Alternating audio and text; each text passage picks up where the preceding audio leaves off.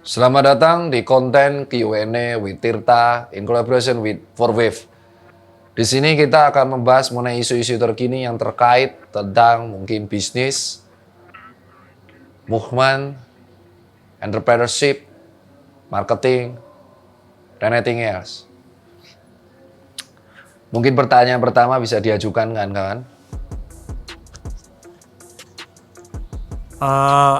Pak, udah tahu belum Shopee melakukan PHK untuk efisiensi, Pak? Sudah? Pertanyaannya, apakah PHK keputusan yang paling tepat yang harus dilakukan Shopee? Nah, kebetulan saya ngomong kayak gini karena saya sudah memimpin Susan Care dari 2013.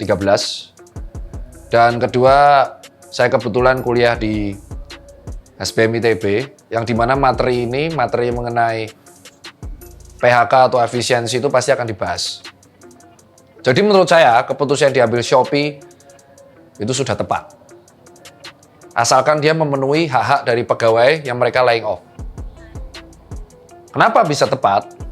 Jadi di dalam sebuah perusahaan atau financial statement, itu ada yang namanya hukum atau sebuah peraturan, bukan peraturan sih, sebuah teori, bahwa aset sama dengan equity ditambah liabilitas. Dan itu masih terpengaruh dengan expenses dan juga dari revenue. Jika di dalam suatu hal atau di dalam suatu kejadian bahwa perusahaan tidak bisa mencapai target yang sudah ditentukan atau mengalami suatu hal di mana expenses itu akan berlebihan dan ngebuat liabilities menjadi mungkin rentan untuk terus bertambah, maka perusahaan harus berpikir. Menjelang akhir tahun, biasanya ada laporan keuangan yang disebut Annual Report YOY atau Year to Year. Dan kita tahu bahwa Shopee sebenarnya sudah melakukan efisiensi ini untuk memaksimalkan nilai dan performa dari perusahaan. Jadi ketika kita lihat, ketika strategi tidak berjalan, ada 3 hal yang bisa dilakukan oleh sebuah perusahaan. Yang pertama adalah mereka menggunakan budget yang ada untuk meningkatkan revenue sehingga meningkatkan dari equity. Dan yang kedua, melakukan efisiensi dengan memotong expenses. Contoh, sewa kantor dikurangin sebagian WFH sehingga sewa dan pembayaran listrik akan menjadi berkurang. Yang ketiga adalah, yang kedua itu masih kedua, yaitu kita mengurangi debt atau liabilitas. Bisa dengan cara efisiensi pegawai. Ketika efisiensi pegawai yang berkurang itu bukan hanya expenses. Expensesnya tetap kenapa? Karena dia akan bayar pesangon yang dibayarkan saat itu juga. Dia mengurangi gaji bulannya dibayarkan saat itu juga. Tapi yang dikurangi adalah rencana pengeluaran di masa depan. Sehingga rencana pengeluaran itu mungkin bisa digunakan untuk menambah kemampuan daya dobrak dari Shopee ini untuk di strategi lain. Yang terakhir adalah jika 2 hal ini nggak efektif adalah menjual aset. Menjual aset sehingga mendapatkan cash, because cash is a king, sehingga mereka bisa meningkatkan daya gedor dari perusahaan di akhir tahun untuk melaporkan atau membuat laporan kepada dari seluruh shareholder.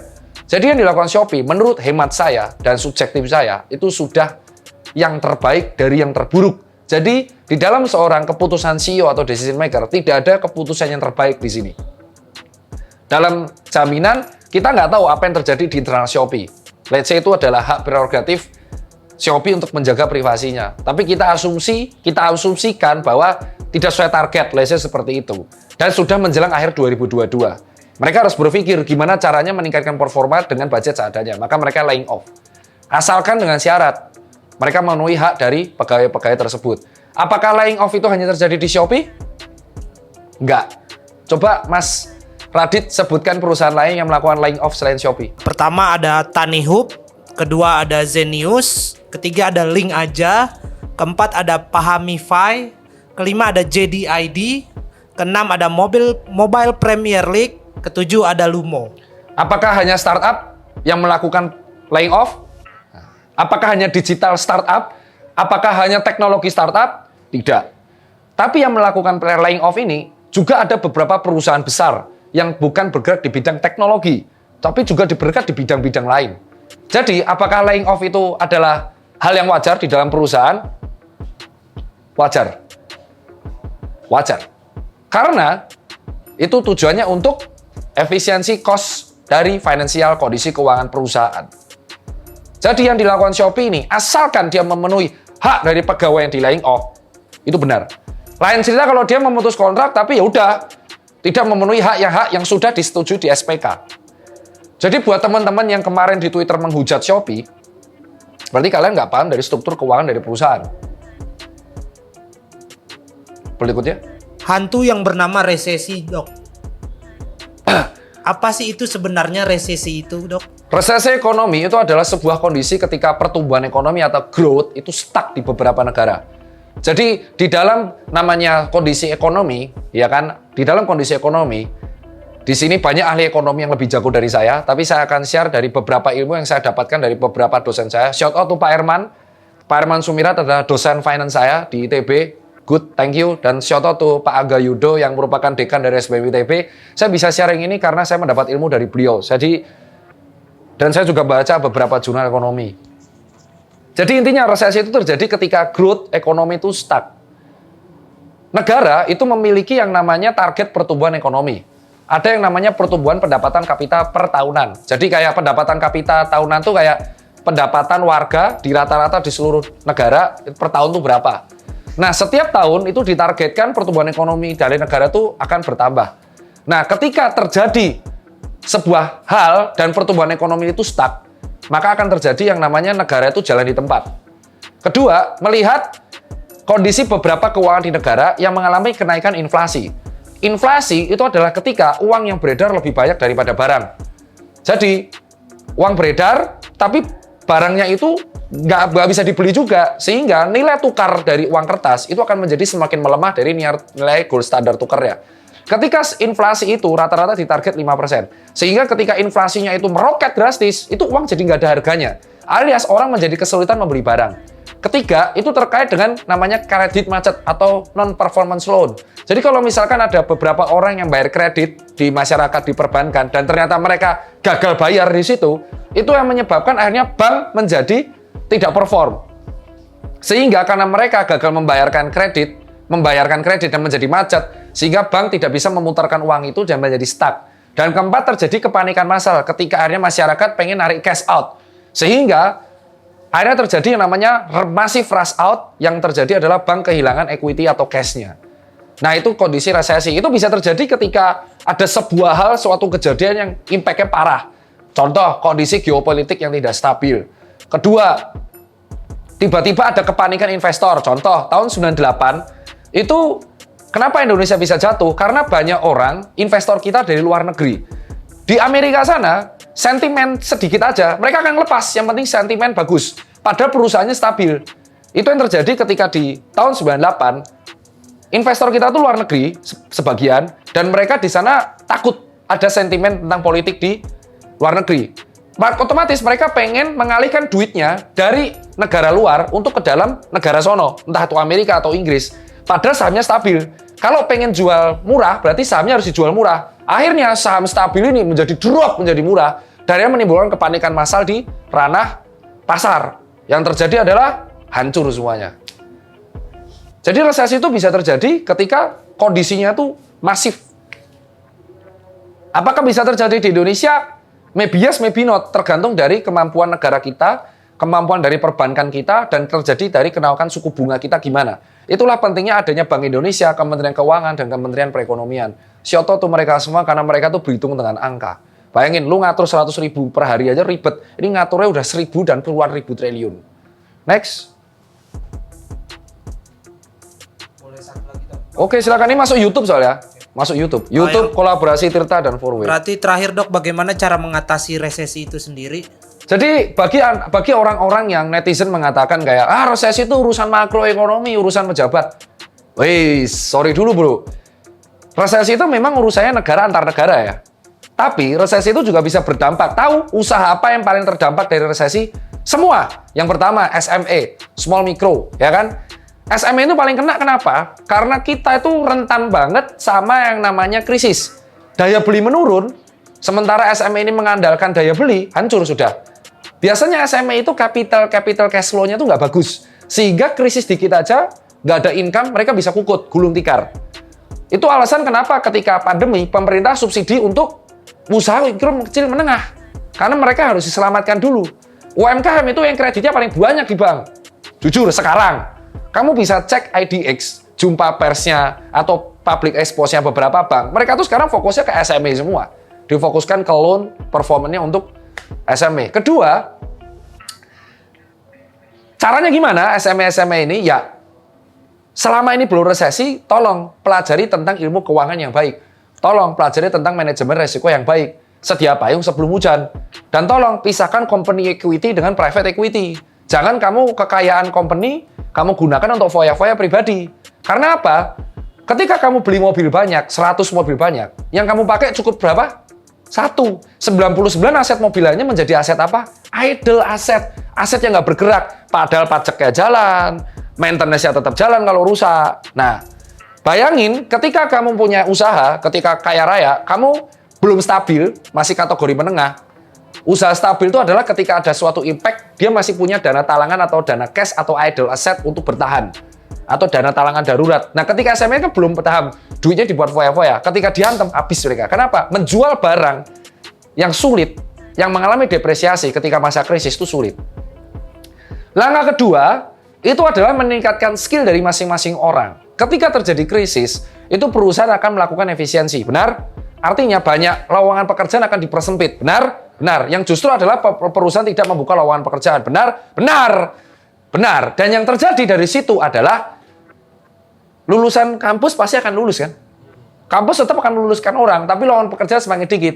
Di sini perusahaan akan memilih orang yang bisa dibayar dengan proper worth alias murah, tapi menghasilkan impact yang bagus. Artinya kalau lu pas-pasan, udah akademis lu pas-pasan, lu nggak punya skill, dan lu nggak mau niat untuk kerja, lu kelar. Bahkan lu bisa kalah sama lulusan SMK, SMA, kalau mereka lebih niat kerja daripada lu. Berikutnya, langkah terakhir adalah kurangi pembelian yang tidak perlu. Terapkan skala prioritas. Skala prioritasmu itu apa? Itu dulu dipenuhi.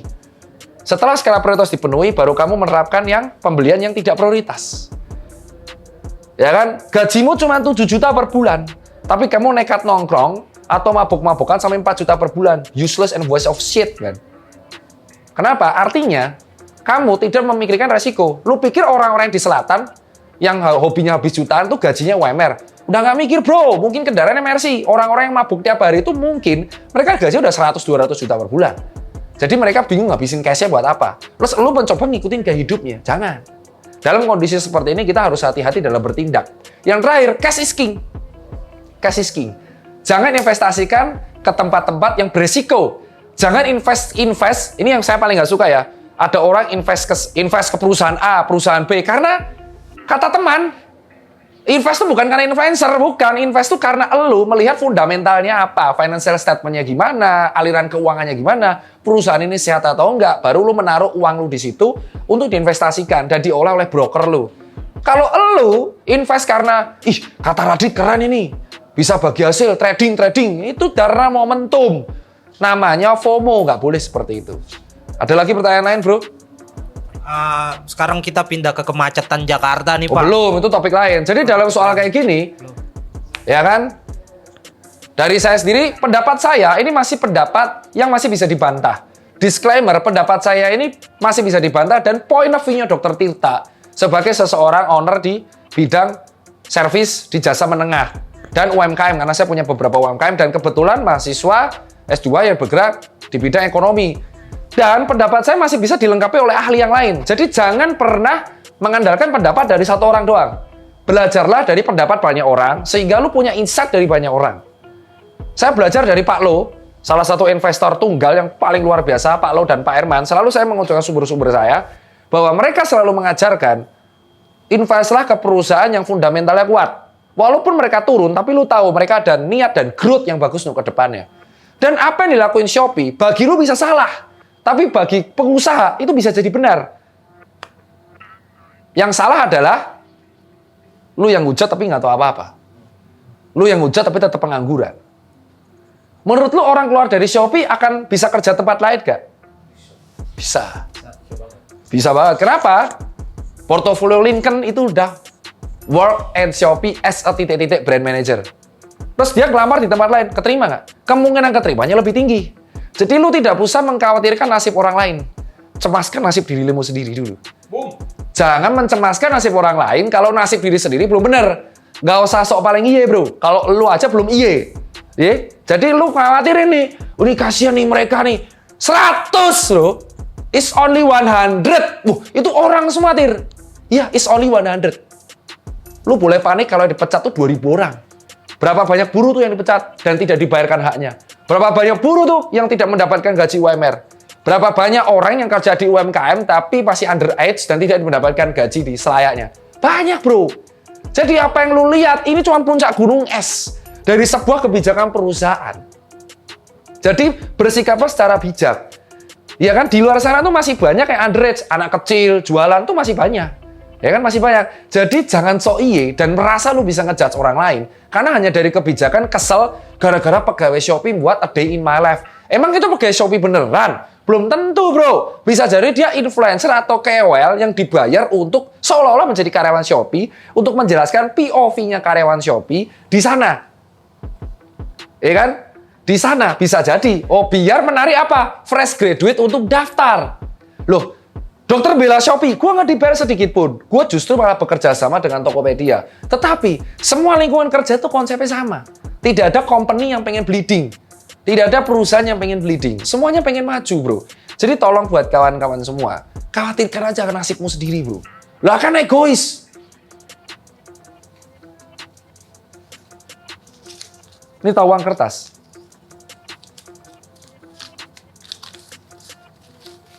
At the end,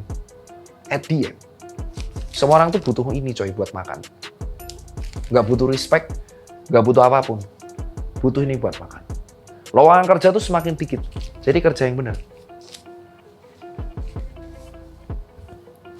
Ya, jadi nggak usah sok-sok lu dari point of view gua ngomong soal hak pekerja. Kalau lu sendiri belum bisa kerja dengan benar. Dan gua respect sama orang-orang yang di live dengan Shopee, dia tidak ngujat perusahaannya. Semangat buat lu semua, semoga lu mendapatkan lingkungan kerja baik, lingkungan kerja yang bisa menampung lu. Dan gue yakin lu pasti akan dapat kerja lebih baik. Dan kita berdoa, ini bukan kepanikan massal. Ini yang terjadi adalah sebuah efisiensi dari perusahaan. Jadi tidak perlu ditanggapi dengan berlebihan. It's just another company bro, at the end. Sampai jumpa di konten for Wave X Dr. Tita selanjutnya. Disclaimer ya, lu kalau mau debat, mau react, terserah.